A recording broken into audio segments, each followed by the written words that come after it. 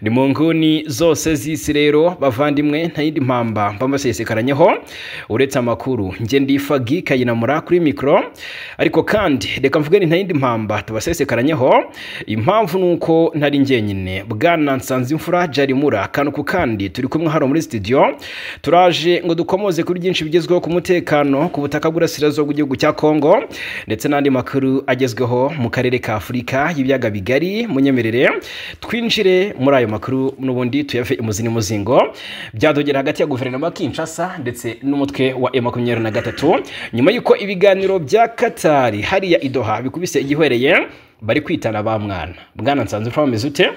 Meze neza cyane bwana Fagi Kayinamura. Yego gitondo cyiza. Gitondo cyiza rwose kuri mwese. Mudukurikiye mwe muri kutwumva kuko Fagi Kayinamura we turi kumwe hano ndi kubona ameze neza. Wasanga ari inyuma ariko imbere nshira. Shaka gusanga rwose hari imungu ubuzima bwanjye. Reka. Shaka gusanga. Nta wamenye. Nyagasana kwiteho. Si we bimeze bite rero? Nani meze neza cyane. Umunsi w'ejo hari raid rwose. Byagenze neza. Byagenze neza cyane. Tugiye kubivugaho byatinda. Wasanga tubaye ndondogozi.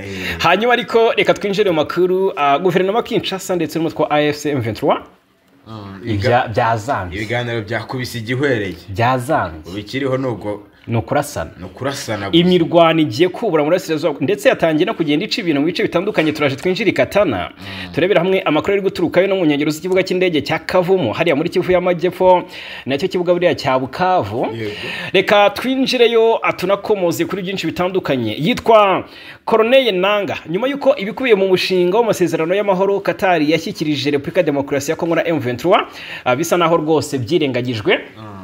Corneille Nanga ni coordinateur wa Alliance Fleuve Congo. Yego. Yahamije ko Tshisekedi adaha agaciro ibi biganiro bibera muri iki gihugu cya Qatar. Urabyuka ko uyu nguyu ari nawe wahaye ubutumwa itsinda ryari rikuriye M23 ryari rigiye kwitabira ibiganiro. Ati ngwino. Ati muze kuko turabona ntacyo bitanga ntago twakomeza gutakaza byinshi. Yari nyuma yuko amaze kuganira na Kabila. Ndetse bishoboka ko nubundi Kabila yaba ari we mu bantu ba mbere bagira inama Corneille Nanga turaje tubyinjiremo. Hanyuma yitwa Martin Fayulu uyu utavuga rumwe n'ubutegetsi bwa Tshisekedi ariko bongeye kugaragaza ko rumwe rwaga donc nta nshuti cyangwa umwanzi uhoraho muri politique. Fayulu umuseje twabivuzeho yari muri Palais de la Nation yakirwa na Tshisekedi ibyo baganira twagiye tubigarukaho cyangwa se senguze bagiye babivugaho ariko noneho Fayulu hari ibintu bikomeye bindi yasabye Tshisekedi turaje tubyinjiremo. Yego ikindi tuze ko dukomozaho bwana Nsanzimfura Jarimura turinjira mu bice bitandukanye turebere hamwe agace uruhande rwa leta rwongeye kwamburwa n'abarwanyi ba M23 mu rugamba rw'imbaturamugaho. Urugamba rwongeye gukara urugamba rwabaye mu buryo busa nkaho utunguranye. Urugamba rwa Ramagasa ariko M23 n'ubundi yongeye kwihagararaho iza kongera kwihagararaho kigabo ni muri Kivu y'Amajyaruguru ni y'Amajyepfo. Ahubwo turaje tubyinjiremo tubabwira ni muri teritwari ya Warikare tumaze iminsi tubibabwira ko hamaze iminsi imyiteguro muri teritwari ese koko bimeze bite ngo se umusinyatura hangaha zadikubitise ku buryo bukomeye hamaze iminsi yana deploying intwaro nyinshi za M23. Yego hanyuma turanyarukira muri Kivu y'Amajyepfo ku kibuga cy'imirwano tubabwira ibya hariya Katana muri teritwari ya Kabale naho birakomeye cyane hafi ya parike y'igihugu iminsi atirihiritse abarwana ese bimeze bite muri iyi Katana turabiva imuzi n'umuzingo tubibwira abakunzi bacu. Yego nako kandi guverineri w'intara Kivu y'Amajyaruguru ku ruhande rwa leta General Somoka Kule Evaristo yego yashinjije M23 ko yimuriye abanyarwanda mu duce twose yamaze gufata. Ngo gute rero ibi yabisobanuriraga abayobozi batandukanye bari baserukiye hariya Ibeni. Ni ibiganiro rero byabaye mu buryo busa nkaho nubundi bw'ibanga. Yego ni inama rero yamuhuje n'abayobozi batandukanye n'abaturage cyane cyane rero intumwa z'umuryango w'ubumwe bw'Uburayi zari ziri hariya Ibeni ziganira n'uyu General Major Somoka Kule Evariste bagirana byinshi batangaza. Turaje tubyinjiremo tubive imuzi n'umuzingo. Ni nako kandi kugeza ubu yego nabonye umuryango wa Bill Clinton wanenze muri Kivu y'Amajyepfo ariko turanza tubabwire hano amakuru aturuka mu Rurambo ibyabaye ku bazalendo n'ubu ngo bacitse intege ntawe ushaka kubura intwaro. turabyinjiramo. Yego Bill Clinton ati iki? Yego uyu nguyu ni Bill Clinton. Nabonye umuryango we rero uharanira amahoro. Yego. Witiriwe n'undi Bill Clinton. Ya Leta Zunze Ubumwe za Amerika. Yego. Yanenze rero ubutabera bwa Repubulika Demokarasi ya Kongo. Burangwa n'itabwa muri yombi ridafite ishingiro no gufata abantu mu buryo bunyuranyije n'amategeko. Ibi byose nimaze iminsi bitangazwa, ariko kandi guverinoma Kinshasa ikabihakana, bigashinjwa cyane cyane by'umwihariko bikavuga ko hari itabwa muri yombi ry'abasirikare bakoresha n'urw'igiswahili. Rumva kuvuga ururimi rw'igiswahili ukaba general hariya muri Kongo uri kubizira cyane muri iyi minsi. Ejo bundi Sylvain Kenge umuvugizi yarabihakanye, umuvugizi w'igisirikare, ariko na Patrick Moyaya umuvugizi wa guverinoma akaba n'iminsi w'itumanaho yarabihakanye. Bill Clinton nawe ni nk'aho ari byo yaje ashimangira, uyu muryango we waje ushimangira. Turaje rero tubyinjiremo tubive imuzini muzingo. 5 tubaye ikaze. Reka kandi tubibitsa ko byoroshye cyane gukomeza kwibanira natwe, ni subscribe cyangwa sabone kuri uyu muyoboro, ubundi bindi inshuti bavandimwe nta kindi musabwa uretse kubiduharira. Bwana Nsanzimfura mu gahinda n'umubabaro, mu mujinya n'ishavu, umutwe wa M23 wagize icyo uvuga ku mushinga w'amasezerano y'amahoro wari wateguwe na Katari. Nkuko bitangazwa, leta ya Katari yo iherutse gushyikiriza ubutegetsi bwa Repubulika Demokarasi ya Kongo n'ihuriro rya AFC M23 umushinga w'amasezerano y'amahoro kugira ngo niba impande zombi ziwemeranyeho zizayashyireho umukono. Ubwo rero ibiro ntaramakuru Reuters yatangaje ko bamwe mu bahagarariye impande zombi bavuye muri Katari, aho bari bamazeyo igihe kirenga ukwezi, ibica amarenga ko urugendo rugana ku masezerano y'amahoro rukiri rurerure. Ibi biganiro byabaye kuva mu ntangiriro za Gicurasi uyu mwaka, byari byihariye kuko impande zombi zaganiriye ku mpamvu muzi z'umutekano muke mu burasirazuba bwa Kongo zatumye abarwanyi ba AFC M23 bafata intwaro. Amakuru ava mu burasirazuba bwa Kongo rero aravuga ko abahagarariye AFC M23 bayobowe n'umunyamabanga uhoraho ariwe Benjamin Mbonimpa basubiye i Goma mu ntangiriro z'iki cyumweru nyuma yo kubisabwa n'ubuyobozi bwabo. Ntacyo intumwa z'impande zombi zashoboraga gukora ku mushinga w'amasezerano y'amahoro wateguwe n'i Katari, kuko zizabanza kuganiraho n'abayobozi bazo babone kwemeza niba koko basubukura ibiganiro. So ubwo rero Katari yateganyaga ko iyi mu by'ukuri ngo iyo ibiganiro bigenda neza impande zombi zari kugirana amasezerano y'amahoro tariki ya 10 Gicurasi, ariko ntizemeranyije ku ngingo zikubiye muri uyu mushinga. Ubwo rero byabaye ngombwa ko intumwa zigumayo zikomeza kuganira. Umwe mu bayobozi ba AFC yagaragaje ko uruhande rwabo rutishimiye namba umushinga wateguwe na Katari kuko ubogamiye cyane ku byifuzo bya leta ya Kongo. Ati ntabwo uyu mushinga ari uwa vuba, hashize igihe kirenga ukwezi utavugururwa. Ati ntabwo harimo ibyo twasabye. Ati kandi wibanda cyane ku byifuzo bya Kinshasa.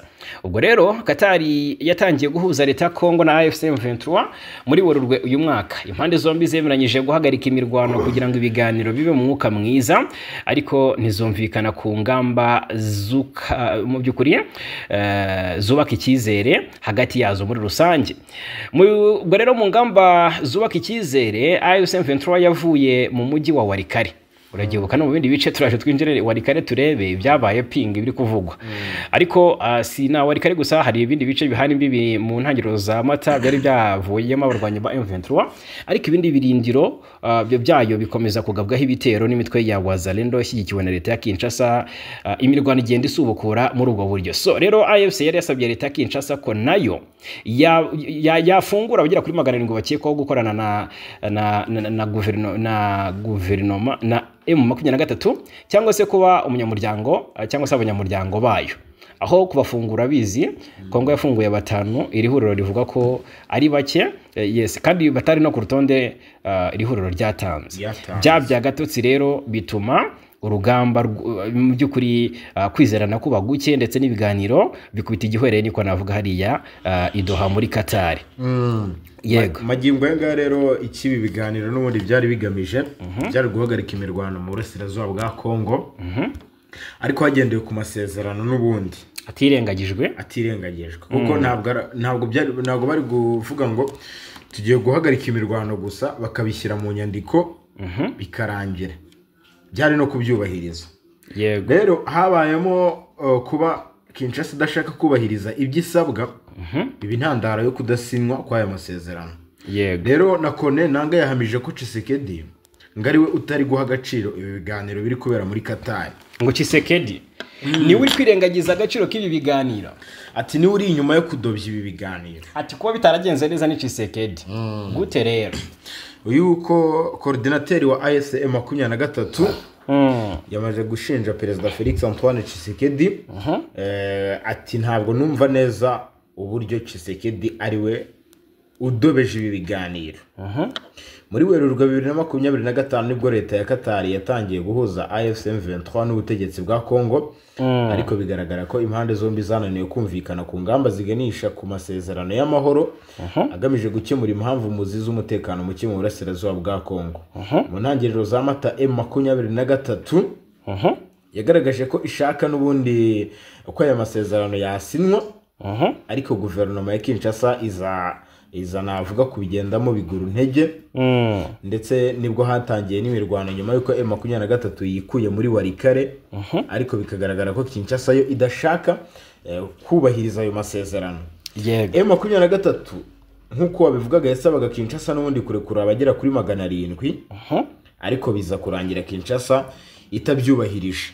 Mu kiganiro na Dr Alain Deste wabaye senateri mu Bubiligi maze iminsi igwaza barengenda hano mu burasirazuba bwa Kongo. Yego, yaganiriye na Corneille Nangaa agaragaza ko AFCM 23 yizera gahunda ya Qatar. Yego. Ndetse n'izindi zigamije kuzana amahoro, kuko ikibazo cy'umutekano mu burasirazuba bwa Kongo gihangayikishije benshi, ndetse n'izi ntambara z'urudaca ziri kuhabera. Corneille Nangaa icyo gihe yatangaje ko iki kibazo bakiganiriye na Alain Deste, ndetse anamuganiriza ibyo baganiriye muri Qatar, bigamije rero ngo gutegura umushinga w'amasezerano. Yego. Yari kuzasinyirwa hariya i Doha, ariko biza kurangira Kinshasa yongeye kugaba ibitero kuri uyu mutwe wa 23. Ni ibitero yagabye rero mu minsi ibi biganiro n'ubundi byari biri kuba. Yego, twajyaga kuba twumva ngo mu bice bya ngo Nyangezi hari kuba imirwano, ngo donc ibice M23 bigenda igenzura muri Kivu y'Amajyaruguru. Uzi imirwano yabaye muri Rucuru muri no minsi ishize, yari imirwano ikomeye cyane mu bice bya Bambo na Kishishe. Byagiye biberamo scandal ubwo imirwano yacaga ibintu. Rero biragaragara ko ibiganiro abariyo wagira ngo batangaga raporo bati bigeze aha byanze none mu Rwanda. Magingo ya rero Corneille Nangaa we icyo avuga, yego, nuko Tshisekedi ngo ururimi avuga ari ururimi rw'imbaraga gusa.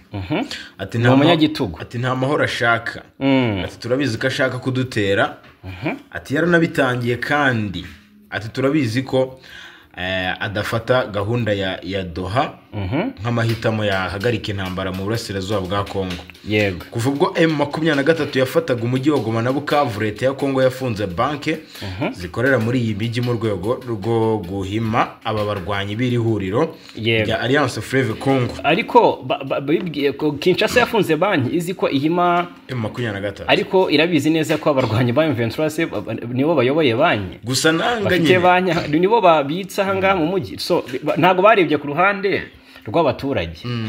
Bigaragaza ko mu by'ukuri batanabitayeho, badaharanira imibereho myiza yabo. Niba bafunze banki ngo nuko M23 yafasha agace, none se yagafashe harimo ubwo ko gace naka M23 nyine igihugu muri rusange n'abanyagihugu.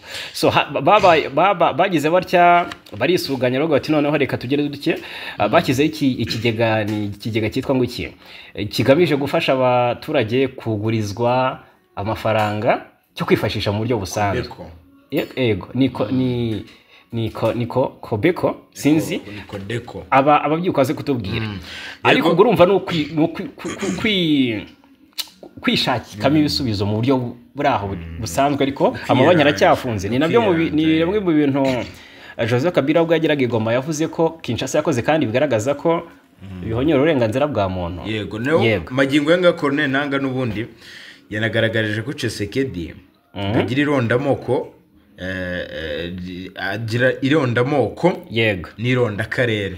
Yego, ikene wabo muri guverinoma Tshisekedi cyagiye kigaragara. Sinzi uwo yohereje ejo bundi mu gihugu cyane muri South Africa, nibuka neza muri Afrika y'Epfo akaba ari muramu we yego umusaza wa Denise Nyakeru. Urumva rero biragaragara ko yagiye gutanga imyanya muri guverinoma, ntareba ngo rashoboye, iyo uruwe rwose akwiyegereza hafi hariya za mu bice bya Katanga. Urabizi binagiye akora mu bucukuzi bw'amabuye y'agaciro, agenda ashyiraho bene wabo baramube babyara be. Yego ko nanga kugira ngo noneho yerekane irondamoko n'akarere bya Tshisekedi. Yagize ati iyo ba AFC M23 yarafashe intara ya Kasai, yego uyu mukuru w'igihugu akomokamo Tshisekedi, ati banki zaho ntabwo zari bufungwe, yego ati zari kuguma zikora. Ati kuko ari hakomoka, ibigaragaza rero ngironda akarere nironda moko. Yego yaravuze ko kandi Tshisekedi ngari guhana abaturage bo mu burasirazuba bwa Kongo. Yego yafunze amafaranga ya banki. Ati ntabwo yari kubikora iyo bahaba ari muri Kasai akomoka.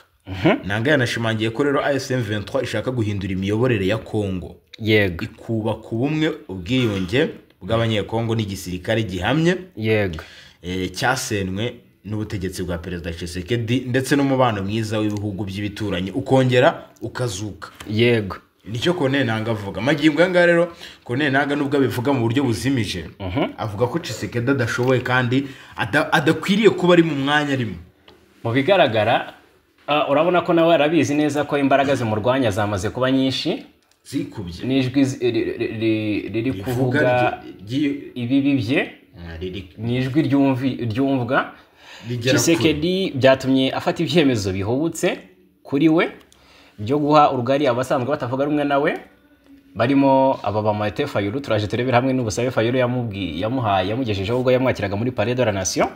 Ariko ubwo reka kubite tubangura mbabwira ko ihuriro rya AFC M23 ribarizwamo umutwe wa M23 turwaneho wamenye ko ryahinduriye imirimo uwitwa Birato Rwihimba Emmanuel, uyobora guverineri w'intara Kivu y'Amajyepfo, rwamuhaye izindi nshingano rero muri iryo huriro. Na makuru akubiye mu itangazo AFC M23 kizi hanze ku mugoroba ku munsi w'ejo, aho yemeje ko Birato yahawe, byatangiye kuvugwa ku itariki ya 4. Yego aho yari yemeje ko rero Birato yahawe izindi nshingano nshya. Nkuko iri huriro ryabigaragaje ntibiraba official, ariko mu by'ukuri niko ubona niho bishya bishyira mu itangazo ryashyizweho umukono n'umuhuza w'ibikorwa waryo Corneille Nangaa. Yari yavuze ko Birato yamugize umuyobozi, urumva, yamugize umuyobozi w'ibiro bishinzwe uburezi no guteza imbere ishoramari muri uyu muryango. Si izo nshingano Birato yahawe gusa, kuko kandi azahagararira n'ubucuruzi mu bice byise donc byose bigenzurwa n'ihuriro rya AFC M23. Birato kandi uyu wahawe izi nshingano yagezeho mu kwezi kwa Gashyantare uyu mwaka, muri mwaka 2025 nibwo yagizwe guverineri w'iyi ntara, urumva, ya Kivu y'Amajyepfo. Hari nyuma y'iminsi mike rero abarwanyi bo muri iri huriro bafashe umujyi wa Bukavu ufatwa nk'umurwa mukuru w'iyi ntara. Ibyo kandi bwaransanze imfura bibaye mu gihe byitezwe ko hashyirwaho guverineri wungirije nyuma yaho uwari wungirije Birato yitabye Imana mu kwezi gushize. Ubwo rero kuri ubu biteganyijwe ko hashyirwaho guverineri n'umwungirije kandi mu gihe cyavo.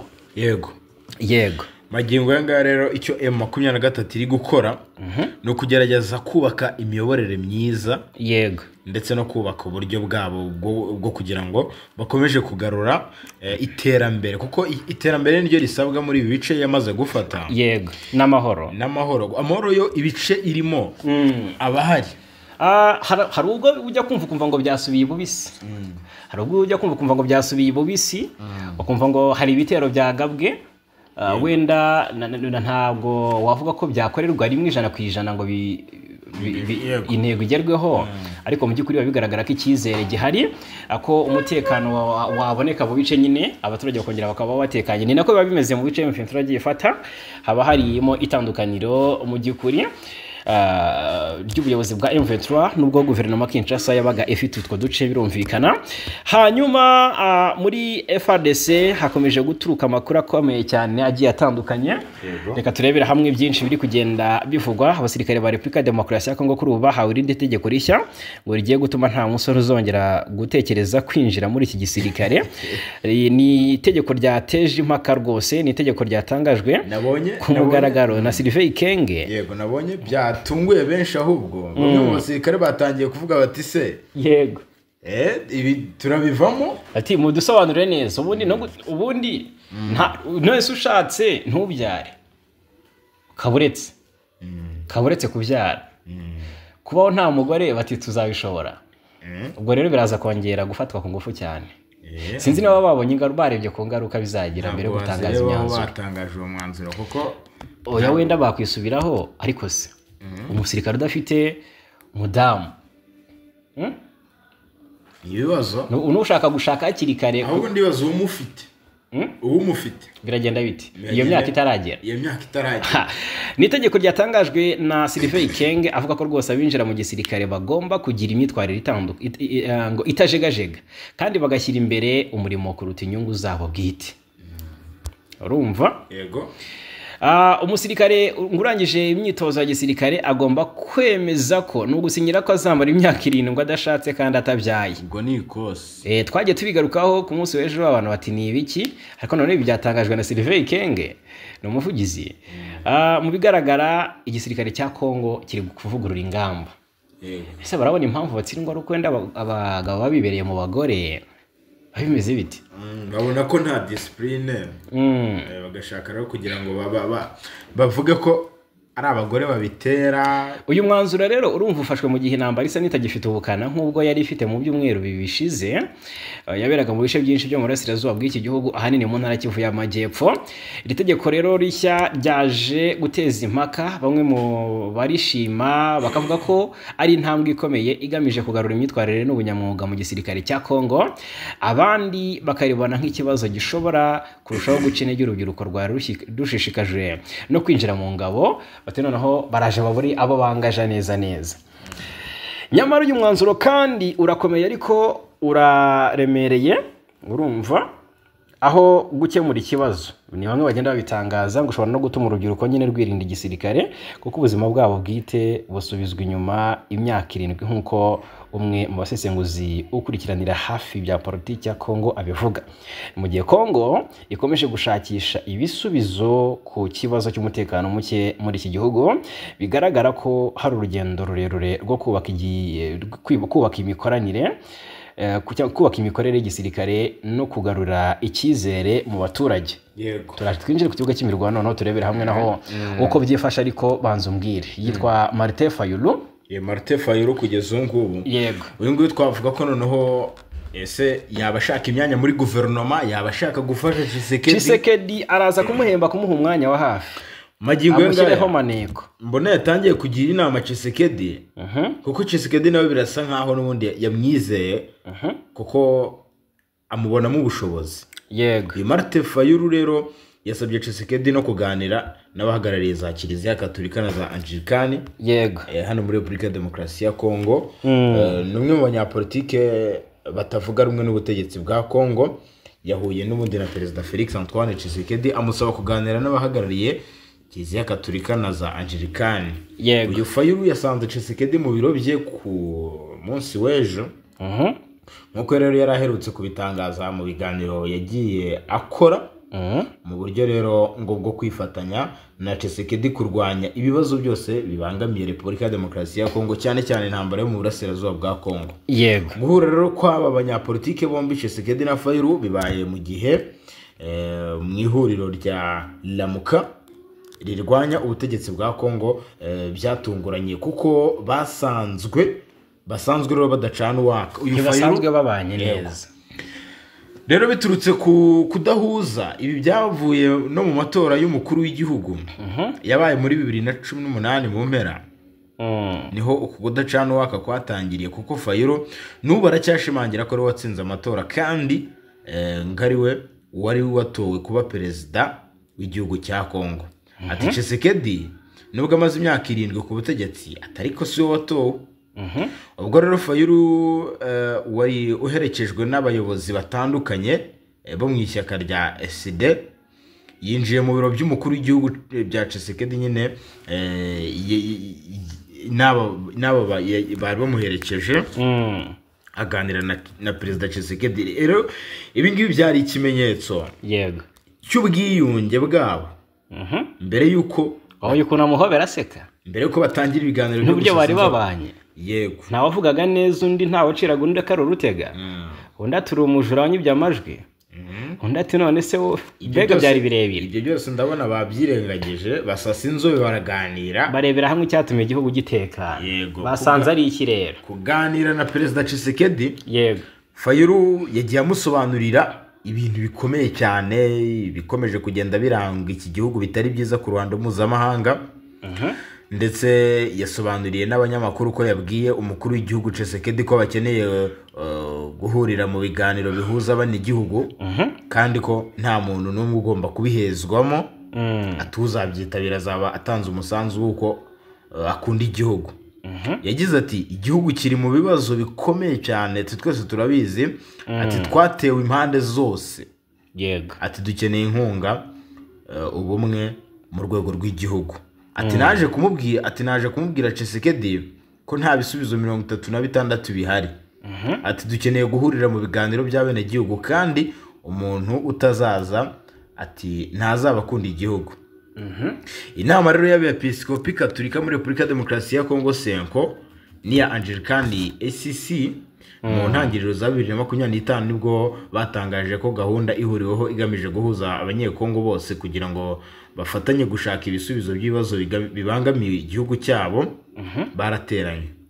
Senko na ACC byaganiriye na perezida Tshisekedi, baganira n'aba mu mahanga ndetse n'abayobozi b'ihuriro rya AFC M23. Harya iri huriro Senko ntago ryo riherutse guhura na Joseph Kabila hano i Goma ubwo yakiraga abanyamadini? Ntago ari iri huriro cyangwa ni ECC? Ni ECC, ntago ari Senko. Senko ni ifite imbaraga kurusha ECC. Yego, magingo yanga rero bashimangiraga kugira ko bashimangiraga nyine ngo ko bashaka kubona ibisubizo. Yego, bikaboneka nyine bikagaragara ko byibuze bitangiye gutanga umusaruro. Ndetse uyu Fayulu yanagaragaje ko yifuza ko Senko na ECC byayobora ibi biganiro by'abene gihugu. Asaba Tshisekedi guhura n'abahagarariye aya madini n'amatorero. Yego, ati nanamusabye gukora ibishoboka byose agahura n'abashumba ba Senko na ECC kugira ngo baganire kuri iyi gahunda batangije. ECC na Senko nibo batangije inzira y'ibiganiro. Urabyuka baje mu Rwanda, bahereye i Kinshasa. Yego, bazigoma bagiye baza mu Rwanda. Mu Rwanda nabo barahaje, bagiye muri Angola, bagiye Lawrence akiri umuhuza. Yego, bagiye muri Leta Zunze Ubumwe za Amerika. Naho bagezeyo. Yego, gushaka aba diaspora. Ni Kampala muri Uganda. Yego, rero uyu Fayulu aravuga ko hagiye Bujumbura aho yagezeyo ra? I Bujumbura naho yagezeyo. Yego, ariko ni ECC ntago ari Senko. Yego, rero magingo yanga rero Fayulu aravuga ko ibi biganiro n'ubundi bikwiye gutangira, ariko bikayoborwa n'aya matorero. Yego, rero imbarutso y'ibi biganiro n'uru ruzinduko rwa Joseph Kabila mu minsi ishize yagiriye hano mu mujyi wa Goma. Yego, nirwo rwabaye imbarutso yo gutuma abanyapolitike Fayulu na Tshisekedi bahura. Ni uburyo butari kuvugwaho rumwe, ariko uyu muhuro w'aba Fayulu na Tshisekedi navuga ko wabyukijwe no kuba Kabila ari i Goma.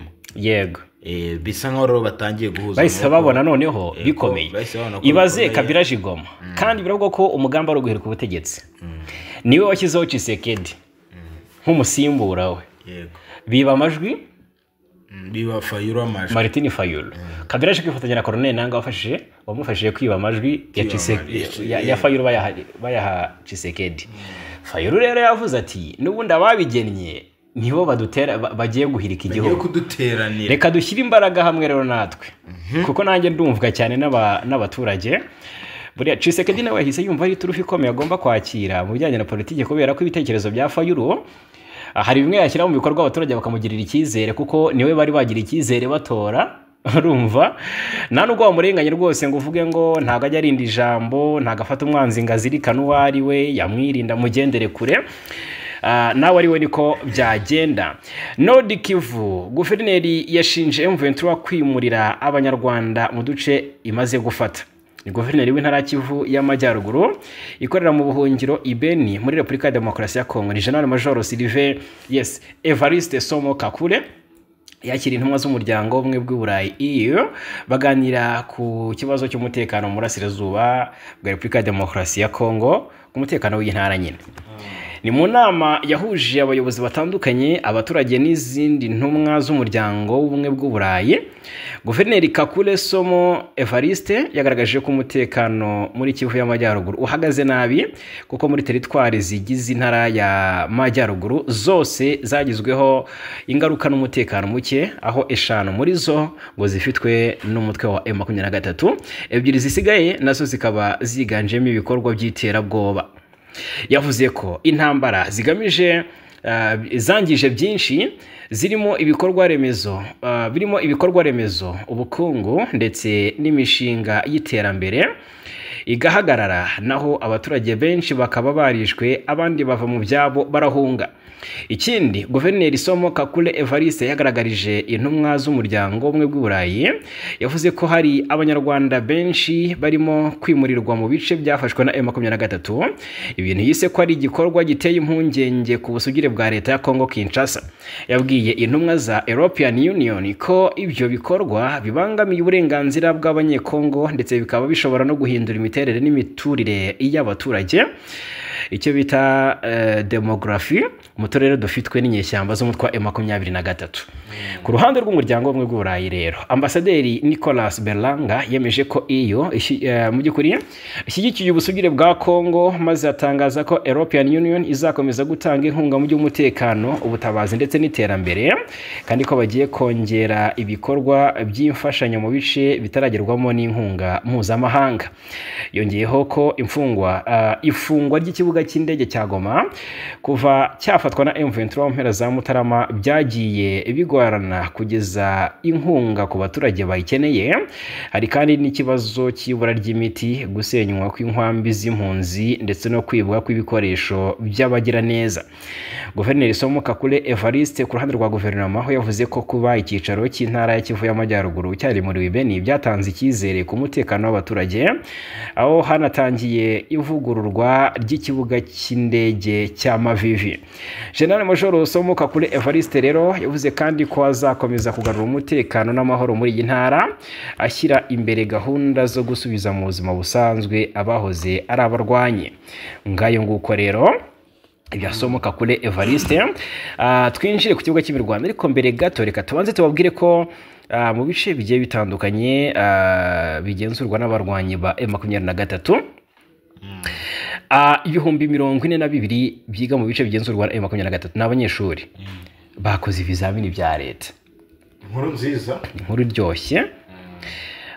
Abanyeshuri ibihumbi 42 biga mu bice bigenzurwa na AFC M23 mu ntara Kivu y'Amajyaruguru na Kivu y'Amajyepfo bakoze ibizamini byateguwe na Leta ya Repubulika ya Demokarasi ya Kongo. Ibi bizamini rero byatangiye ku tariki ya 2 Kamena 2025 biri kugenzurwa n'abayobozi bo mu rwego rw'uburezi boherejwe na Leta ya Kinshasa. Abanyeshuri bakarindirwa umutekano n'abarwanyi ba AFC M23. Umunyeshuri witwa Exose Katete wakoreye ikizami mu mujyi wa Bukavu muri Kivu y'Amajyepfo yatangaje ko umutekano wabo uhagaze neza kubera ko barinzwe n'abarwanyi ba AFC M23. Ati umutekano hari uruzuye, ati mbona abantu bake hanze bashinzwe kuturindira umutekano, nta kutubangamira, nta rusaku, byose biri kugenda neza. Umuyobozi ushinzwe uburezi muri Kivu y'Amajyepfo Jean Marie Mwayesi yasobanuriye ibiro ntaramakuru Reuters ko ibizami ibizamini biri gukorwa byaturutse mu murwa mukuru wa Repubulika ya Demokarasi ya Kongo. Yagize ati turi mu bagiye Kinshasa kubizana kubera ubufatanye bw'amatsinda yacu n'abatangabikorwa abo muri site 111 bose babibonye. Uyu muyobozi wungirije wa AFC M23 Bertrand Bisimwa yatangaje ko iri huriro ryemerera leta ya Kinshasa gukoresha ibizamini bya leta abanyeshuri babyigamo kuko impande zombi ziharanira inyungu z'aba bana. Ati kuba turi mu burasirazuba bw'igihugu ntabwo bitugira ikindi kintu, uburezi bw'abana bacu ntaho buhuriye na politiki, bukwiye kurindwa politiki kubera ko twese duharanira inyungu n'imibereho myiza y'abana bacu. Abayobozi bashinzwe uburezi basobanuye ibi bizamini ko bizarangira hagati muri Kamena 2025, abanyeshuri 2000 bakaba ari bo batabyitabiriye. Ibyo ngibyo rero mu bice bitandukanye M23 y'igenzura yagiye ifata kuri ubu bari gukora ibizamini bya leta. Yumvikana cyane. Yego ku kibuga cy'imirwano n'amakuru ari kuva mu bice bitandukanye muri Kivu y'Amajyepfo n'iy'Amajyaruguru bwana Fagika Yenamura. Ariko reka duhere muri Kivu y'Amajyaruguru muri teritwari ya Walikare. Abarwanyi ba M23 bafatanyije na twirwaneho bafashe agace ka Pinga cyangwa uyu mujyi wa Pinga uherereye muri teritwari ya Walikare muri Kivu y'Amajyaruguru mu Burasirazuba. Ariko size kumbwira twirwaneho nayo yari ihari. Aha twirwaneho yarahageze. Oya, twirwaneho ntabwo yari ihari kuko gusa babivugira rimwe. Babivugira rimwe kuko byamaze kwihuza. Amakuru ahari nuko nubundi aba bafashe ino Pinga. Yego. N'abasirikare bahoze ari aba FARDC bahitamo kwihuza na M23. Bivuga ko ari abari bamaze iminsi n'ubundi batorezwa hano Rucuru. Nibo barwanye. Nibo ngo baharwanye. Kuva ku munsi w'ejo hashize kuwa kane tariki ya 5 Kamena 2025 nibwo barwanye ba M23 bari batangije ama operation yo gufata aka gace ka Pinga gaherereye mu ntera ngufi uvuye muri centre ya Walikare ikigenzurwa n'uruhande rwa leta. Amakuru rero abyemeza aravuga ko kugeza abarwanyi ba M23 aribo biganje muri uyu mujyi wa Pinga. Ati twayigezemo, ati kabisa twashinzemo ibirenge. Ati iyi Pinga iri muri Walikare, ati twayigezemo. Yego. Ati kandi turi intare za Sarambwe. Hagati mu kwezi kwa gatatu uyu mwaka nibwo M23 yari yarafashe aka gace kukikuramo rero ku mpamvu zo guha agaciro ibiganiro by'impande zombi hagati ya leta ya Kinshasa n'umutwe wa M23 byaberaga idoha muri Qatar. Yego. Ni ibiganiro amakuru avuga ko mu minsi 30 ishize birimo kuba. Ariko impande zombi bigaragara ko zabyikuyemo mu ntangiriro z'uku kwa Kamena cyangwa zo kwezi kwa gatandatu. Yego. Iyi Pinga ifashwe mu gihe mu minsi 3 ishize abarwanyi b'uyu mutwe wa M23 batangaje ko bagiye kwisubiza aka gace ngo kuko ihuriro ry'ingabo za leta ya Kongo FARDC barimo gutesha umutwe abaturage ngo kandi bakabagabaho ibitero n'ibitero ku mutwe wa M23 mu bice bitandukanye cyane cyane mu bice bya Masisi. Mu bice bya reka wenda turebera hamwe. Urumva ko vosi ryavuze ryaba ritashye Pinga yaba yafashwe.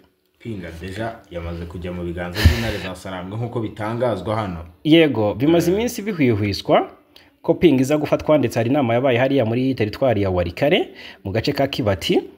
M23 yizeza abaturage ko igiye gufata kugaba ibitero kuri uyu mujyi wa Pinga.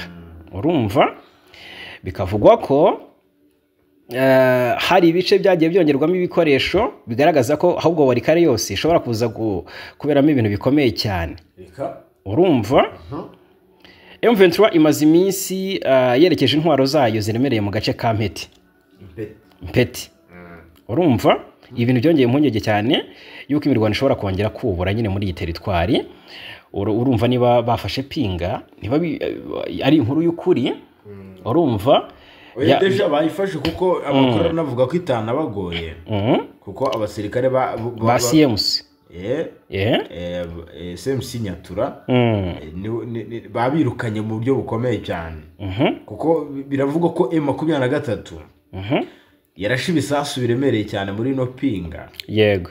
Bikaba ngombwa ko aba CMC Nyatura bataresista niko navuga kuko M23 imaze iminsi ideploying intwaro ziremereye muri ibi bice zidasanzwe zitigeze zinifashishwa ifata Goma. Hano Masisi, Nyabyondo, Kasopo, Nyabyondo, Kinyumba hose naho urugamba ruraza gukomera, baraje bakomeze bakubitane. Ibice bya Warikare bitaravamo byose biraje bifatwe, ndetse n'ibya Masisi bikigabwamo imitero na coalition ariko bigenzurwa na M23 biraje bifatwe. Turahanga ngo tubabwire ubwo rero baraje berekeze za Kalonge hano za Kalembe, urumva turaje twumve baharasanira magingo yanga. Rero amakuru aravuga ko abasirikare ba leta ya Congo FARDC nubwo bakubitiye muri no pinga ariko ngo ntabwo bahungiye kure, bari byibuze mu birometero ngo bigeze nko kuri 12 byonyine uvuye muri no pinga. Ubwo bugana he? Bugana za Kalembe n'ubundi. N'ubundi amakuru aravuga ko M23 ngishobora gukomeza kwagura ibirindiro, shobora gutungurana igakomeza rwose. Ntabwo ari gutungurana, yarabiteguje ntibikiriye inkuru. Ikalembe bahungiyemo nayo ishobora kuza gufatwa, ndetse deja na centre ya Warikare nayo iri bugufi. Centre ya Warikare yo ni ibindi abari hano Kibati bari kuvuga nibo bashobora ngo kuza gukora ama operation. Hanyuma muri Kivu y'Amajyepfo Katana uyu munsi ni kwa kangahe? Ni kwa gatandatu. Katana kuva kwa gatatu hari imirwano muri Kivu y'Amajyepfo, no kwa kane bararwanya, no ku munsi w'ejo kwa gatanu. Ariko ngihuro ry'ingabo za leta byagiye byicurikiranye. Ubundi M23 yatangiraga igaba ibitero byo gusubiza inyuma, urumva kuko hari abazarindo benshi na abagize coalition hano muri parike ya Kauzi Biega. Yo Katana Katana ni imwe ni kamwe mu duce twafashwe dufungurira amayira M23 yo gufata ikibuga cy'indege cya Kavumu. Katana ukuvugeza ubu Katana ngaha hari umurundi wa muntu we ifitwe na M23. Ibaze ko M23 yahaciye ijya gufata ikibuga cy'indege ariko ikajya kumva amakompori nyuma y'abarundi, iragaruka irongera irakiriyaringa. Ni kuvuga ngo bamaze iminsi barwanira hano Katana, urumva ariko M23 ikana bakubita inshuro. Kwa gatatu bararwanye nibwo hagwaga igitero ni kwa gatatu bahereye barwana, hagwaga igitero cya mbere hano Katana hafi n'ikibuga cy'indege cya Kavumu, buriya ni nacyo cya Bukavu. Ubwo rero biravugwa ko amakuru ava muri ibi bice aravuga ko coalition yakomeje gucungira hafi ahangaha nubwo M23 basubizaga inyuma. Ubwo bose hamwe FDLR, FDNB na Wazalendo tubagiye na FARDC basubijwe inyuma rugikubita nyuma yaho bari batangiye gutera ibi bisasu ku birindiro by'abarwanyi bo muri M23 hano Katana. Ubwo rero humvisha urusaku rw'abaturage bariyo, humvisha urusaku rw'imbunda ziremereye n'izoroheje uduce turi hafi aho, bagenda banahunga, urumva ariko abaturage nanubu baracyakuka imitima kubera ko bajya kumva haje agahenge, andi masaha kumva bararasanye byabashobeye. Noneho ubwo aba coalition bari kuhunga berekeza mu bice bya parike y'igihugu ya Kauzi Biega. Ahangaha ntabwo M23 irinjira ngo ikore amasuku, ngo ikore ama operation. Birahaga kandi abinjira muri izi parike ni benshi, uri kumva bihangayikishije rero abaturage. So noneho M23 ziranga mu bice bya Katana na Hazakavumu werekeza Bukavu. Urebye icyo bari gukora nama patrol ntago bagikora amasuku, biragaragara ko hatakiri ingabo nyinshi, ahubwo nyinshi za deployinzwe mu bice byegereye Uvira. Urumva ni nabo bamaze iminsi za Kamanyora ariko bakabasanganyiriza hano za Nyangezi za Uvira kugira ngo hatabaho icyuho. So mu by'ukuri umubare w'abasirikare ku ruhande rwa M23 ushobora kuba ari uri kuba ikibazo ahangaha. Ubwo rero muri parike y'igihugu ya Kauzi Biega bari kwifatira M23 bakayicunga hano za Katana, bavuga ati ni bake bakabarasa bagasanga ubuke bwabo harya ngo buro bwinshi ntabwo ari bwo byari umusururu, bagasanga ubuke bwabo rwose ntago babuza gukora ibya akazi. Bari kumva nuko bari kugwa mu ruzi barwitikize babo ku ruhande rwa guverinoma Kinshasa, niko twavuga. Aha rero ni muri teritwari ya Kabare na Namaginga ya biracyavuga ko ngabazari no bamaze kuhagwa ni 19. Urumva hamaze gufatirwa ibikoresho byinshi hano Katana, urumva imbunda nyinshi. Turacyakomeza kugenda dukurikirana n'iki kiri kuvugwa hano Katana birarangira biti? Mbona machine gun arizo ziganje mu zafashwe, ndabona batangaze 6 ariko buriya ntago kuko amakuru twayakiriye mu masaha ashize menshi kandi hari yagikomeje urugamba. Yego urugamba rwari rukirimo. Yego saho gusa kuko nahitwa Rurambo hari kugeragezwa kugabwa ibitero bikaze kuko hamaze iminsi hagaragaza icy'abazalendo bamaze iminsi bahatinyira. Ahangaha Rurambo birashoboka ko wajya kumva ngo muzalendo nta kirwanya, bari kuhatinya kuko ibintu biri kuba ahangaha byabaciye intege. Kuko amakuru araturuka hano ku ndondo ya Rurambo aravuga ko aha ni muri teritwari n'undi ya Uvira. Yego amakuru aragaragaza ko uduce tugera kuri 3 ahangaha hari huzuyemo umuzalendo kabisa nyinshi ku buryo bari bafite ibirindiro bigera kuri 3 bikaze kandi. Yego kugeza ubwo bashinze ibirindiro navuga ko FDNB igisirikare cy'u Burundi nacyo cyaza kikavuga ko ibingibi ari byo bizashingirwa barinda ino Uvira. Yego byari ibindiro bikaze pe kuko zimwe mu ntwaro bahunganye Bukavu na za Kamanyora na za Nyangezi zose zirunze muri ibi bice. Yego amakuru ava mu muhana w'abanyamulenge hano muri uyu muhana nyine uri kugenzurwa na Twirwaneho wa Rurambo. Yego amakuru aravuga ko kugeza ubu ngubu aha ku ndondo ya Rurambo uduce tugera kuri 3 umwanzi ngo yamaze guhunga yagiye. Yego nkuko bisobanurwa na bamwe mu baturage batuye hano ku ndondo ya Rurambo baravuga ko abazalendo ngo bahunze bakiruka nyuma yuko bumvishe M23 na Twirwaneho batangiye kugera amajanja no teritwari ya Uvira. Yego utu duce tugera kuri 3 twarimo ibirindiro bikomeye cyane by'abazalendo. Nitwo rero ngo twaturukagamo abazalendo bakaza kugaba ibitero mu banyamurenge. Yego mu bice bitandukanye. Abaduhaye amakuru bakomeje batubwira ko abazalendo nyuma yuko bahunze bikanga ko M23 ishobora kubarasa mu buryo bukomeye cyane. Kuko uwari umuyobozi mukuru wabo Generali Rukiyamata yaramaze kwicwa, twagiye tubigarukaho. Kwicwa kwe byatumye abazalendo n'ubundi bavuga ko cyangwa bigira inama yo kwiruka kuko nta muyobozi bari bagifite ku rugamba. Babonaga ko n'ubundi ahamajaga bashobora kuhakubitirwa nk'uko bakubitiwe ku ndondo ya Rurambo. Yego uyu nguyu amaze kuraswa, uyu wari uyoboye abazalendo General Rukiyamata amaze kuraswa yarakomeretse mu buryo bukomeye cyane. Ahita yoherezwa mu bitaro by'ahitwa mu Ndegu. Yego muri Gatobwe. Aza kujya kuhavurirwa ariko biza kurangira yitabye Imana. Yego mu buryo bukomeye kuko yarashishijwe imbunda yo mu bwoko bwa machine gun. Urumva bwana Fagikaye Namura ahubwo no kuba tarapfiriye ku rugamba navuga ko ari uriya gupfa rero ni ikintu gikomeye utagira ngo gupfa ni ibintu biza gutyo bashaka gukura satani mu mutima karokoka. Rero mbere y'iki gitero cyarasuyemo uyu Rukiyamata. Yego amakuru anavuga ko M23 na Twirwaneho bakomeje gufata uduce twinshi hano cyane cyane mu duce twitwa Gahororo. Yego amakuru aravuga ko aha Gahororo hashobora kuba hagiye kubera urugamba rukakaye. Aha Gahororo ni mu birometero bike nanone uvuye ahangaha ku ndondo ya Rurambo. Ni ibitero biri kugabwa byaturutse mu minsi yabanje. Ni iminsi yari igeze kuri 3 yikurikiranya abazalendo bakomeje kugaba ibitero. Gusa Twirwaneho na M23 bamaze kwirukana burundu abazalendo hano ku ndondo ya Rurambo. Yego kuko byifashe hano muri Uvira. Ni muri Uvira, ni teritwari ya Uvira. Yego ubwo rero tuve ku makuru y'imirwano urumva turebera hamwe nandi yaturuka mu gihugu cy'u Burundi.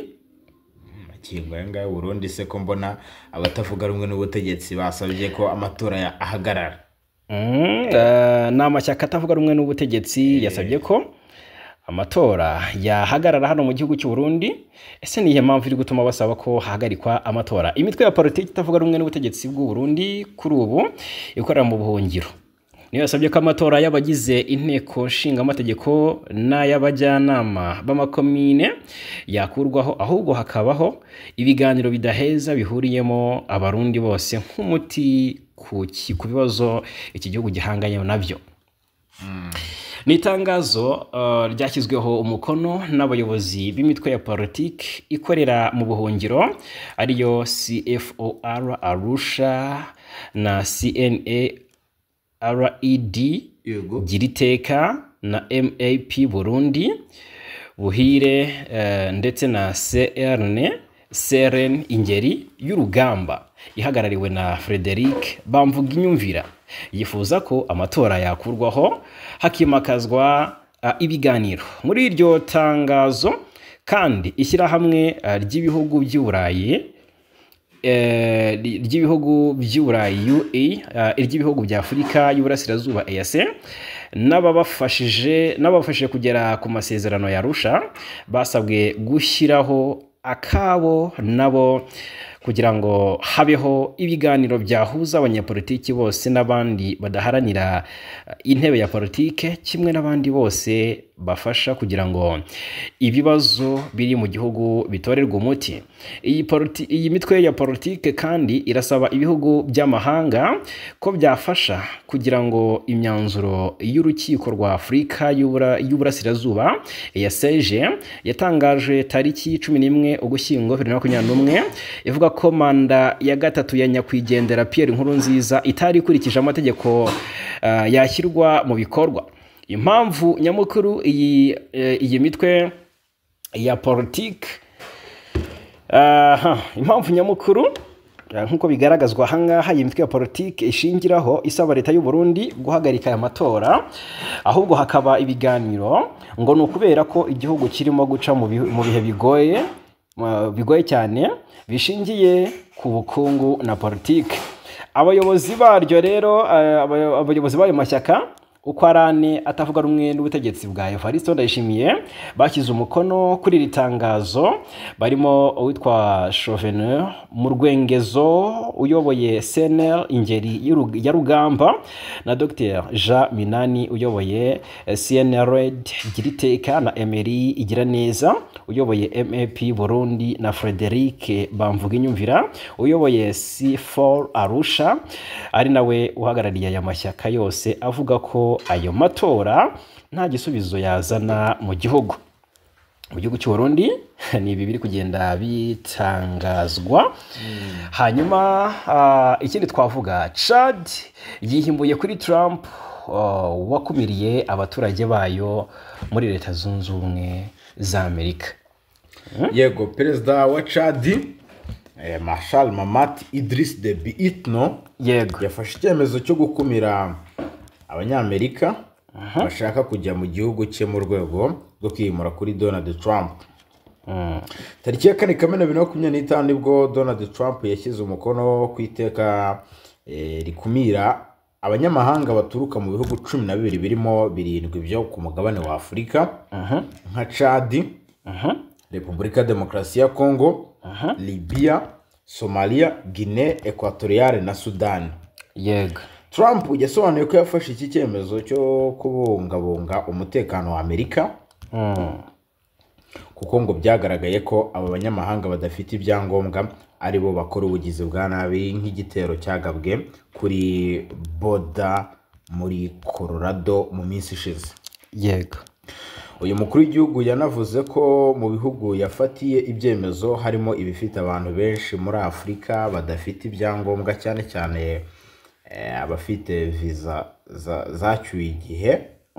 Ibyanze rero ngo kuba banze ngo kuzihinduza ngo nibo baza gukora nibo baza gukora ibikorwa by'iterabwoba. Yego, perezida wa Chad Mahamat Idriss Déby Itno yasubije rero agira ati nasabye guverinoma gufata icyemezo kijyanye n'ihame ryo kwihimura kuri Donald Trump duhagarika Abanyamerika tubakuriraho na visa zabo.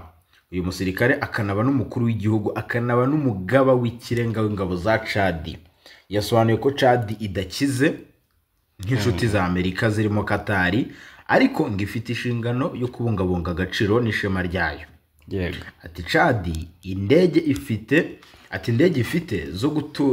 zo gutanga ati nta ndege ifite zo gutanga ati nta miliyari y'amadolari ifite yo gutanga ariko ifite agaciro n'ishema. Yego. Hari ibindi bihugu rero bigera kuri 7 biri mu Burundi, Sierra Leone, Togo, nabyo byafatiwe ibyemezo nk'icya Chad na Kongo irimo. Yego, na Kongo irimo. Brazzaville, Kinshasa. Kongo Kinshasa. Urabyuka ko Trump yashinjije Tshisekedi kurekura abagizi ba nabi, abananiwe, abatara, yego, ntagondwa zikaza muri Leta Zunze Ubumwe za Amerika. Yego, mu gihugu cy'u Burundi ariko twari twibagiwe, ubonye ko igisirikare cy'u Burundi cyakoze ibara, hagaragajwe amafoto. Uguze kumbwira niba bigishobotse ko misiyo mu by'ukuri bakiyikoze. Hari agace kahariya kitwa ngo ni Kinanira. Iryo nibara bakoze hamaze iminsi habera imyitozo cyangwa se nabyita amahugurwa mu bijyanye no gukora ubutasi. Urumva igisirikare cy'u Burundi cyakimaze iminsi gikora amahugurwa, gitanga amahugurwa kuri abasirikare. Ibyo ni ibintu byiza bishimishije. Nabonye bari baranamanuye noneho kuwa kane impuguke, yego, ngo zibahugure. Kuwa kane tariki 5 nibwo ziriya ntasi zashoje aya mahugurwa y'amezi 6 zakoreraga hitwa nyine Kinanira. FDNB ikora ishyano ibinyujije ku rubuga rwayo rwa X, ivuga ko ziriya ntasi ishyizeho n'ifoto ye, ivuga ko ziriya ntasi zayo nyuma yo guhabwa impamyabushobozi zasabwe gukoresha ubumenyi zahawe mu nyungu z'igihugu. Ariko ni intasi zirimo n'ab'igitsina gore bahoze bibona. Rero Uburundi cyakora nyuma yuko bari abasirikare basoje amasomo bwahawe inkwenene ndetse bunanengwa gushyira hanze amafoto y'abatasi babwo, nyamara akazi bazakora gasanzwe ari ibanga. Byashoberanye bati se uyu muntu azaza kugutata umuzi bigende bite? Ze kumbwira aho baza gutuma. Mbona amafoto yabo yose yagiye hanze. Ubu uraje urebe. Hari abagiye kuyafata bayabike, bajya bahora bayitegereza. Deja nubwo abangaba bagaragaye babasimbuza, ariko uwamubona wese yavuga ati uyu nguyu ntago bigeze rwose bagira gute babitekerezaho ngo babiha agaciro. Kandi buri akazi k'ubutasi mbona bisa nkaho byambitse ubusa. Akazi k'ubutasi ndayishimiye. Akazi k'ubutasi ni akazi gakomeye cyane. Uruzi ko perezida w'Uburusiya wenda ni naho tugiye guhita twerekeza. Perezida w'Uburusiya Vladimir Putin wari uzwi yakoze akazi k'ubutasi imyaka 15 kandi ntawe ubizi. Ariko iki gihugu nahoze mbona ngo cyubuye ibitero kuri Ukraine. Ibitero bikaze. Byongeye gukaza umurego hano. Putin yarakaye cyane avuga ati Zelensky ndaguhitana wowe uri kumfata uko ntari. Ni imirwano yakajije umurego mu bitero bikomeye cyane biri kugabwa kuri iki gihugu cya Ukraine, aho biri kugabwa n'igisirikare cy'u Burusiya. Kuva mu gitondo cyo kuwa 5 tariki ya 6 Kamena 2025 bw'ibitero byisukiranyaga kuri Ukraine bigabye mu duce turenga 5. Yego. Nkuko amakuru bitangaza ni uduce twagabwemo ibi bitero, harimo gace ka Kyiv. Aha ni mu murwa mukuru ni Kiev. Yego, aha ni mu murwa mukuru w'iki gihugu nyine cya Ukraine, n'agace ka Ternopil, Tursk, Tergov n'utundi. Inkuru ikomeza ivuga ko Uburusiya mu kugaba ibi bitero bakoresheje indege zitagira abapilote zizwi nka drone, ndetse na za misile zazo zirasakure, kandi bakoresheje n'imbunda ziremereye cyane. Aya makuru akomeza avuga ko ibi bisasu byaraswaga muri utu duce byagwaga ku butaka bwatwo nk'ubushishi, yego, cyangwa imvura igwa nyinshi cyane yisukiranye. Ibisasu byazaga nyine bimyasa. Yego. Kugeza ubu ngubu rero Uburusiya bwongeye gukaza ibitero nyuma y'uko perezida w'Uburusiya Vladimir Putin agiranye ikiganiro na perezida wa Leta Zunze Ubumwe za Amerika Donald Trump, akamutangariza ko igihugu cye cy'Uburusiya cyiteguye kwihorera ku gitero Ukraine yerutse kugaba kuri iki gihugu cy'Uburusiya mu cyumweru gishize. Ni igitero cyasize gisenye imbunda, gisenye rero ibibunda biremereye cyane by'Uburusiya birimo n'ibya kirimbuzi ndetse n'indege zitagira abadreve z'intambara zirenga 40. Uburusiya rero bwihimuraga niko navuga. Yes, umuryango uharanira amahoro witiriwe Bill Clinton wabaye perezida wa Leta Zunze Ubumwe za Amerika wanenze ubutabera bwa Kongo burangwa n'itabwa muri yombi ridafite ishingiro, gufunga abantu mu buryo bunyuranyije n'amategeko ndetse no gutinza imanza z'abafungwa. Uyu muryango wasohoye itangazo rinenga buriya butabera nyuma y'urupfu rwa Lieutenant General Shabani Sikatenda wapfuye ku ya 4 Kamena 2025 aguye mu bitaro bya gisirikare byo muri Camp Church i Kinshasa. Uyu muryango utangaza ko impamvu zitabwa muri yombi ryabaye mu kwakira mwaka 2023 muri rusange zitazwi n'abaturage, ariko ukavuga ko zishobora kuba zifitanye isano n'intambara ikomeje mu burasirazuba bwa Kongo. Umuryango wa Bill Clinton uharanira amahoro ukomeza kunenga itagwa muri yombi ridafite impamvu, gutunga abantu mu buryo butemewe no gutinza imanza bikorerwa muri Repubulika ya Demokarasi ya Kongo. Wanagaragaje impungenge ko ibi bibazo ari byo bituma abantu bapfira mu magereza buri munsi, usaba ko hakorwa iperereza rigamije kumenya ukuri ku rupfu rw'uriya mu generali. FBCP yasabye kandi ko imanza zihutishwa igihe abafungwa by'agateganyo bamara kikanozwa ndetse hakanacibwa burundu za gereza zibanga. Mu kugerageza cyangwa se mu kugaragaza ibitagenda neza, hanatanzwe urugero ku rubanza Gisele Nebale Busima aregamo bamwe mu bayobozi bakomeye mu nzego za politiki n'umutekano za Kongo, barimo Minisitiri w'itumanaho Patrick Muyaya Katembwe n'umugabo w'ingabo zirwanira ku butaka Christian Okundaiweli. Uyu mudamu ufite ubwenegihugu bwa Amerika ashinja bariya bombi kumuta muri yombi no kumufunga mu buryo butemewe n'amategeko, ibitesha agaciro amahame y'igihugu cyakabaye kigendera ku mategeko. Umwunganizi we mu mategeko Maître René Saint-Fort we yamagana ibikorwa byakozwe binyuranyije n'inzira z'amategeko, akanagaragaza ko ibyemezo byafatiwe umukiriya we bidafite ishingiro mu mategeko. Ngaye nguko rero, reka amakuru dusoreza haduhinira ha. Reka mu by'ukuri mbashimire cyane kubana natwe mu ruhererekane rw'amakuru n'ibiganiro bigiye bitandukanye tugenda tubagezaho. Amakuru n'ibiganiro byo kuri uyu muyoboro nakagaruka.